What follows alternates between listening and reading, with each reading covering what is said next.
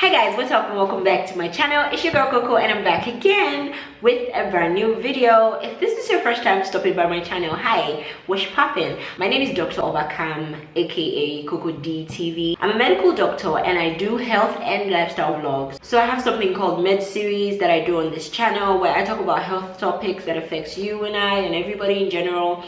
And I also love the good things of life because I'm human, so hence the lifestyle vlogs. So yeah, thanks for stopping by. I hope you do click the subscribe button and don't forget to turn on the bell notification so you stay updated. And if this isn't your first time, hey, what's poppin'? I hope you subscribe. And without further ado, let's just get right into the video.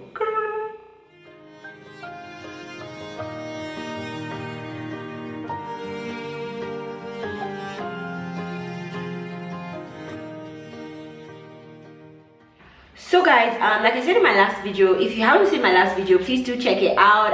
I did a basic skincare routine tips, you know, just a few tips here and there, not into much, you know what I'm saying? That just, you know, could help you, you know, if you suffer from acne and, you know, stuff like that.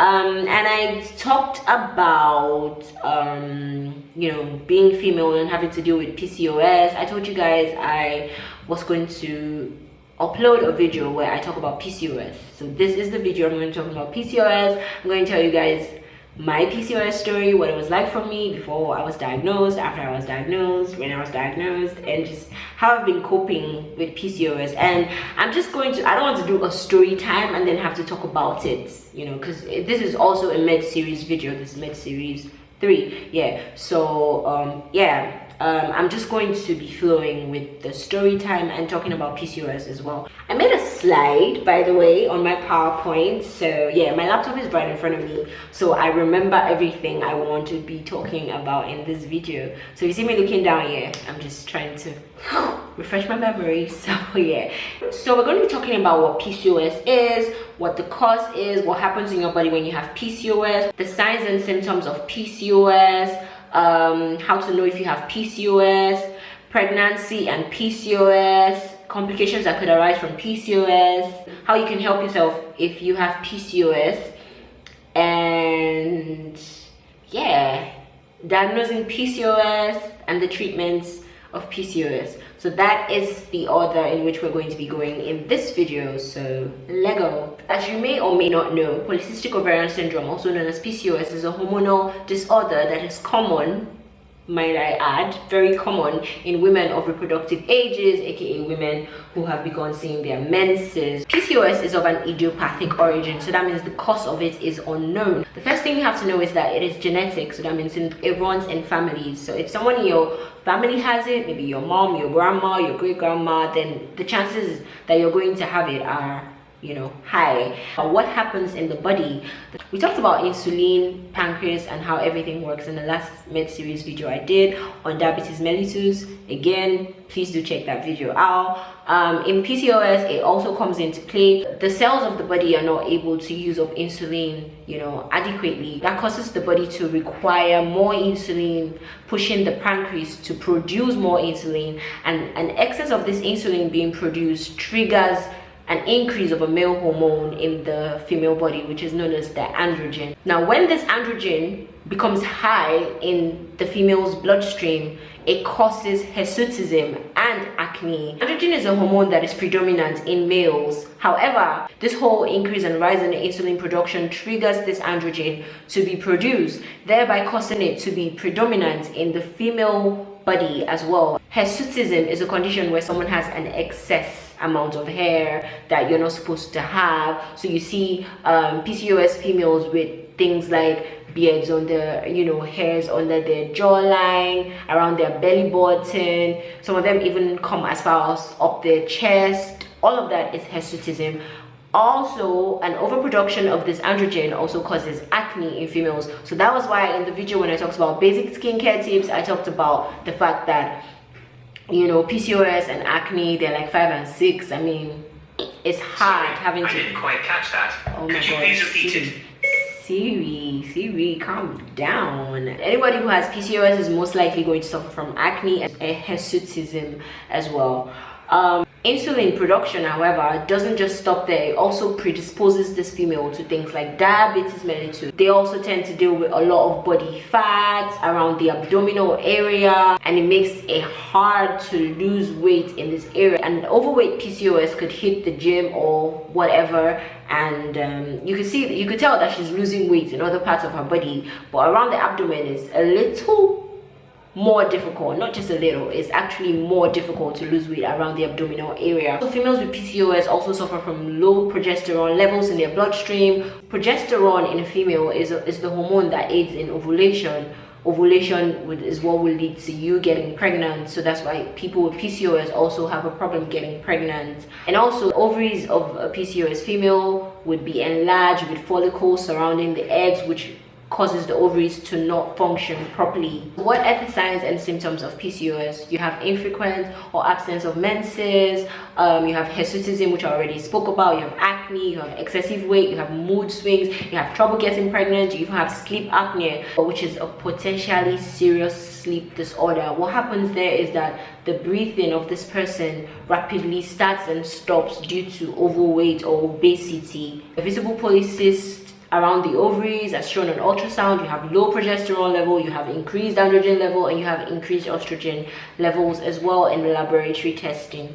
How do you know if you have PCOS? I'm going to be talking about the visible, so things that you would see, things that you would notice. If you're a teenager watching this video, or you know someone who's been having troubles with their menses, you know, this is how you could tell if you have PCOS visibly. Things you would notice: if you have an infrequent menses of less than 9 times a year, you see your menses now and then you go 3 months without it and then it comes back again. If you suddenly weight gain and sudden weight loss, the weight gain in PCOS is actually very, I mean, it's mind-blowing. It's like you could feel like a skinny girl today and tomorrow you feel like a loaf of bread. It is annoying as hell. Also, if you have male abdominal hair pattern where you have, you know, hair around your navel area comes up to your chest area, you should think about PCOS. Some people could have a male pattern baldness as well, where hair on the scalp gets thinner and, you know, falls off, sort of alopecia kind of. You have a lot of acne that maybe isn't responding to skincare products or what have you. Darkening of the skin, you have dark patches, increases of your body like your elbow, your groin area, under your breast. You know, you should also think about, you know, PCOS. And then the non-visible is, you know, if you're maybe you've been trying to have a baby, so you've been sexually active but you're still not getting pregnant, you know, that's not something you would see, but you would just observe it. And then you also have sudden mood swings and depression, so nothing might really be going on. I know that it's a general saying that women are, you know, women and their hormones are like cat and dog, but you know, in PCOS it is more intense. It is more intense in PCOS. PCOS patients could just find themselves having a bad day for no reason, you know, and it could really suck. Getting bloated easily, that as well is also more intense in PCOS patients. So now I'm just going to give you guys a little backstory of my PCOS story so I don't forget to talk about it. I was diagnosed with PCOS when I was 18 years old. I had just gone to uni then. If you don't know, I schooled in Ukraine. So yeah, what even happened? Okay, I noticed I was, you know, having very infrequent menses. So at first I thought, okay, you know what, maybe I sort of have an infection, because I was staying in the hostel and we were sharing toilets, of course, with all manner. You had to share toilet with all manners of people. So I thought, okay, maybe I've got an infection or something. And I went to the hospital and I met the doctor. It was a female doctor, Dr. Anna, Dr. Maria. Yeah, that was her name. She was really sweet and nice. I told her my period was irregular, so initially she opted we do a PT test, because she said, okay, you haven't seen your period in the last 2 months, I think. It's right that we do a pregnancy test. So I'm like, well, I don't think I need a pregnancy test because I wasn't sexually active, so I didn't see a reason for it. However, she persisted, and I understand now that I'm a doctor, I understand why she persisted, because it is just routine. You have to do pregnancy test if a female walks up to you and says, yo, I missed my period, of course. But even though at the time I was arguing, I was like, I can't be pregnant. Like, have you ever seen a virgin getting pregnant? except Mary, you know. So it was, you know, but anyways, we did a pregnancy test and it turned out I was negative, of course. When the result came and I was negative, she was like, oh, okay, so you're not pregnant. I'm like, yeah, I told you so. And then she said, okay, we should do hormonal tests as well. So they took my blood again and they ran tests for progesterone, estrogen, and androgens, I think. Yeah, found out that I had low progesterone levels. I was diagnosed with PCOS. She counseled me. She told me the treatment is, you know, she can't place me on any treatment now because, well, I wasn't ready to start having kids, and you know, the drugs that they would give you are like aiding you to get pregnant. So she encouraged me. She told me it wasn't my fault. She told me it wasn't anything I did or did not do. PCOS just happens to at least 1 in 10 women, so I didn't have to worry and all of that. She just basically cancelled me adequately, you know. And yeah, I kept on going for checkups, you know, every now and then. There was one time she placed me on some suppository hormonal medications just to, you know, help my period, you know, flow. I left Ukraine in 2018. The last time I went for checkup was about maybe 2017, I think. Yeah, I think early 2017. I went for an ultrasound checkup with her and it turned out I didn't have cysts around my ovaries anymore. So then learned that it was something that could come and go. That's why it's the syndrome. So yeah, that's my PCOS story, guys. It was really hard having to deal with the mood swings, the acne, the weight gain. It's like I could eat less than everybody in the room, but my weight would just be more than everybody in the room. It wasn't something I was comfortable talking about. Like, it wasn't like, oh my god, I have a condition. Like, why is this happening to me? Like, it wasn't something I was comfortable talking about, so nobody really knew about it. I think I told my mom, but yeah, aside from that, I just kept it to myself. And I would have friends then that would even like be laughing at me and be like, ah, this one, you're so fat, ah, why are you so fat, you know. And it was like, I don't blame them, and I don't hold anything against them. I never had any grudge against them because, well, they didn't know. That is why I feel like people should talk about these things more so other people can be enlightened, because people always feel like they can just comment about somebody's weight just like that. Like, no, like you shouldn't, because you don't know what that person is having to deal with. You know, imagine if I had suicidal tendencies now, or if I wasn't, you know, a mentally strong sort of, I would have, you know, just allowed depression to swallow me up, you know, coupled with the fact that I already knew that I would just gain weight all of a sudden, and it's not because I eat too much.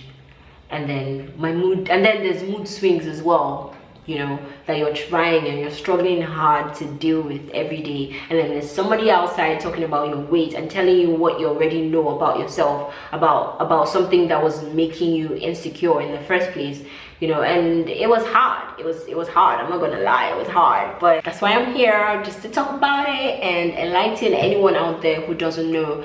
There was one time a picture of this young lady was circulating on the internet. I think she had a lot of hair going on her body, and people were, you know, sharing it and making a joke out of it. That young lady most likely definitely has polycystic ovarian syndrome or polycystic ovarian disease, and people will think, oh, this one don't got and some people even attribute it to a tribal thing in this Nigeria. Igbo women always have hair on their hair. Like, stop it. It's most likely hormonal issues the person is having to deal with.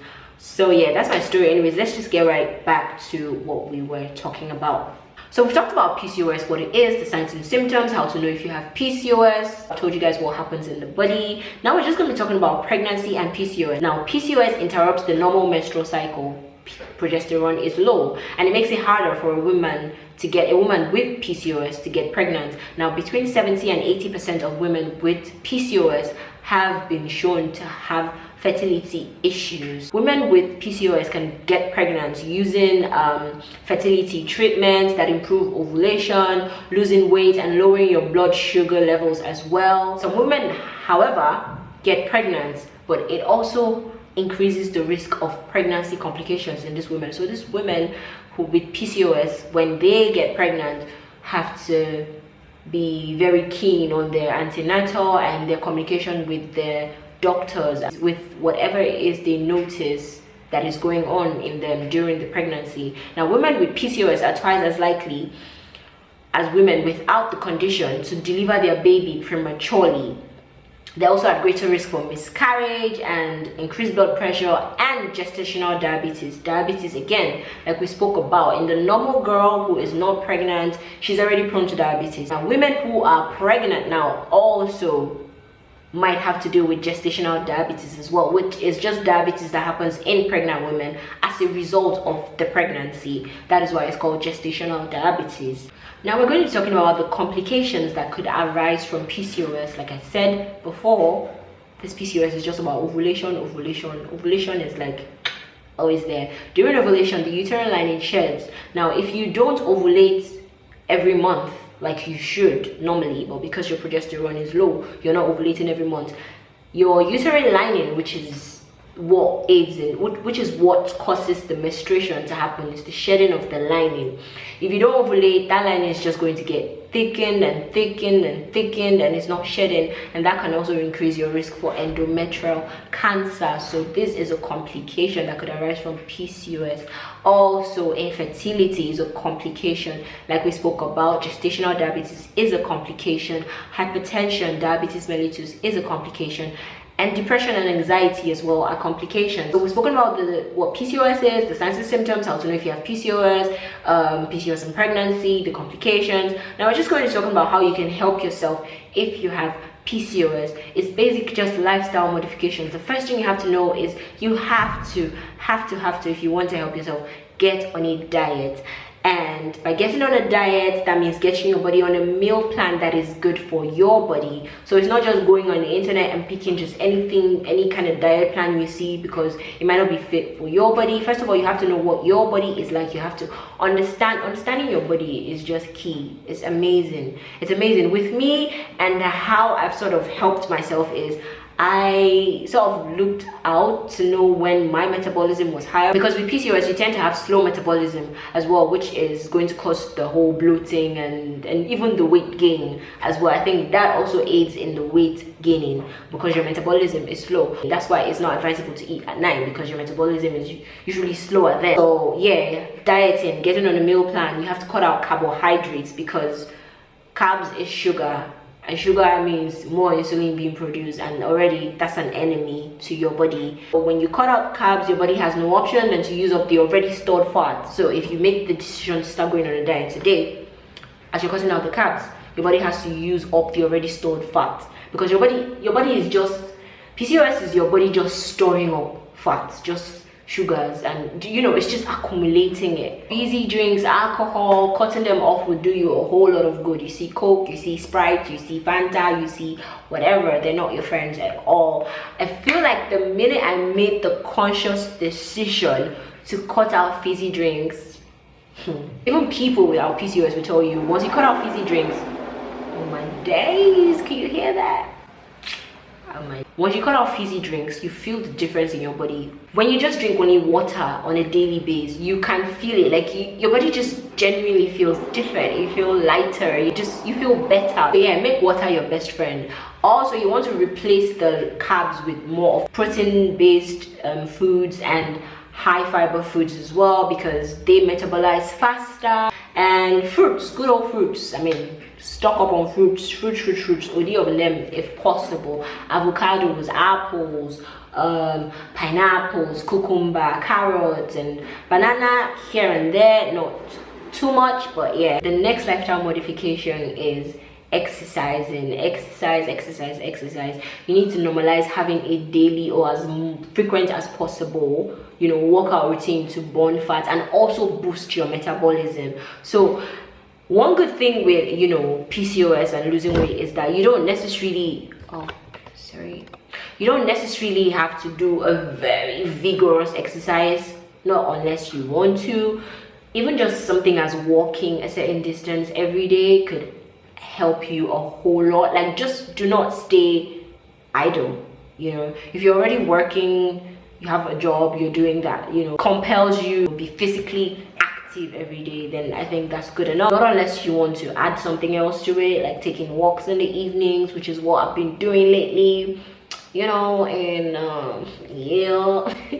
My recent highest walk I've done is 30 kilometers, and honestly I am so proud of myself.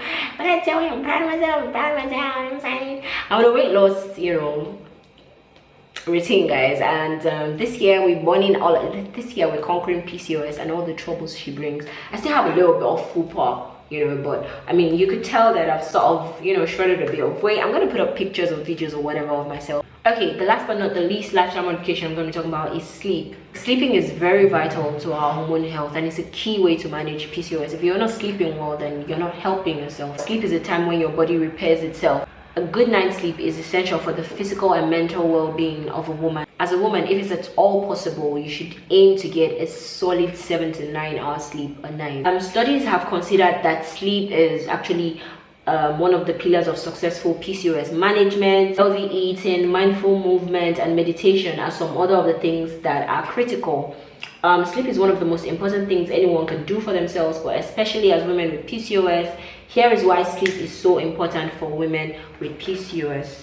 I said before, sleep is a time when the body repairs itself from daily stress, and women with PCOS require more work than average, so it means more sleep.